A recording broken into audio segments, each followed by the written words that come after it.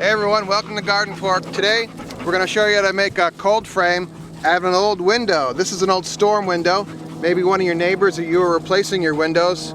You drive around the neighborhood sometimes, people have a stack of old windows out for pickup from the sanitation. So you can take one of these and you're making a really nice cold frame.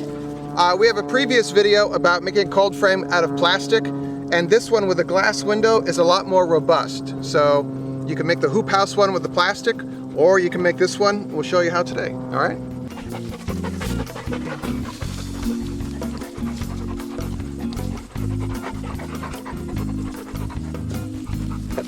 It's just a fest out here with the dogs. Took my head off. All right, the first thing you want to do when you're making your cold frame, you find yourself an old window frame, be wary of lead paint. If there's lead paint on the frame, there's a way to test for that. You can get these little testers at the hardware store. Excuse me. You can give this a couple of coats of outdoor latex paint. That seals everything in. What you want to do first is figure out what kind of an angle do you want your cold frame to be at. Eliot Coleman has a great book called The Four-Season Gardener, and he talks about the right kind of angle. I kind of like it about here because my thinking is the snow comes and slides off, right? Mm-hmm. I mean, my life is a big experiment, and this is kind of an experiment too. But let me show you how I figured out how to make the box. We're basically going to build a box to fit around this thing. All right, real quick. Prop this up to the angle you want. Measure the back so it's level with the front. That's 17.5 inches. And then add on to it however much more higher you want the box. And I want this to be about 6 inches on the front. So I'll be 17.5 plus 6 inches. Then I'm going to measure from the front to the back here, and that'll tell me how wide the box has to be. Plywood. What kind of plywood to use? I mean, the best kind of plywood is free, or some scrap you have, or scrap your neighbor's throwing out. This is some 3/8 from one of our plywood boat building projects that I had left over. Don't use what's called chipboard or OSB, oriented strand board. This is the stuff that's, it looks like it's, well, it is. It's basically compressed chips of wood.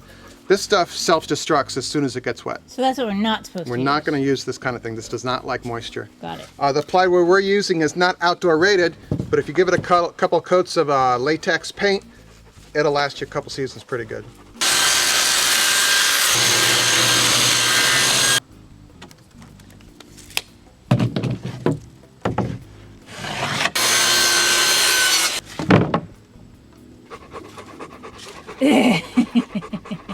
I have some, this is some stuff I ripped out of my table saw, but you could use a 1x1 or a 3/4 by 3/4, just some little scraps you have. And we're going to basically build a plywood box. So I'm going to put a short one on the front and a longer one on the back like this. You want it so that the piece of wood, this is flush with the plywood, flush with the front of the plywood.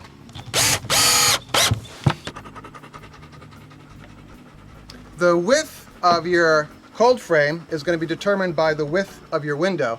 And our window is 54.5 inches wide, so this is 54.5 inches wide. And this connects to here. Oh!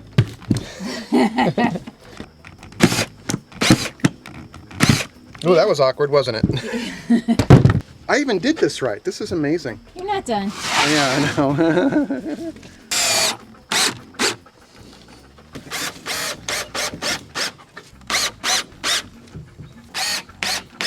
Cold frames can actually overheat, believe it or not. In the middle of winter, you can get a really hot day and it can toast all your plants because it's a greenhouse in there. You're getting what's called the greenhouse effect. So most cold frames are, not very adjustable. You have to manually adjust them. Eliot Coleman, in his book, The Four-Season Gardener, has these little sticks of wood and he props up the glass up and down.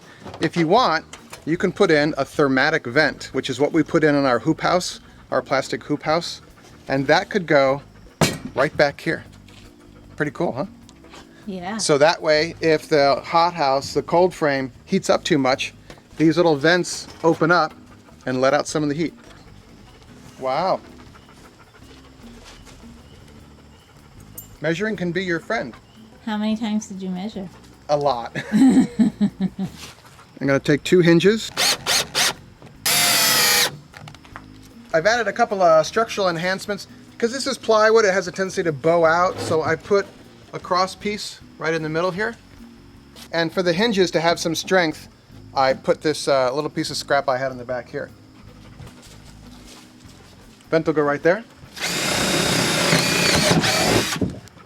Put your saber saw in there and go.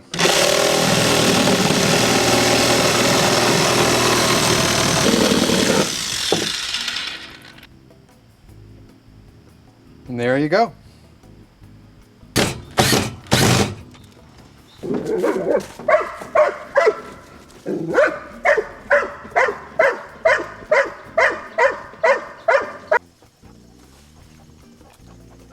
Nice, huh? Yeah. We got our thermatic vent so it doesn't overheat in there. Perfect. You could start this, you could start some salad greens in your garden bed, the size of this cold frame. Don't put the cold frame on, get them started and sprouted. Then when it gets really cold, throw the tennis ball and then drop this on. And you could get greens through the winter. Pretty cool, huh? Yeah. So they don't grow, they just stay green, right? They will grow, it just depends on where you are, what your weather's like. If you're watching on YouTube, would you please subscribe to our channel? You can subscribe right up there, the button there. Leave comments below. If you're on our site right now, let's start a conversation. Tell me about how you guys build cold frames in the comments right below here. All right, so make it a great day. And oh, also GardenFork Radio is our internet radio show, which is me talking to interesting people every week. You can subscribe on iTunes or listen on our site. All right, make it a great day. Eat I'll your see you. greens. Eat your greens, yeah.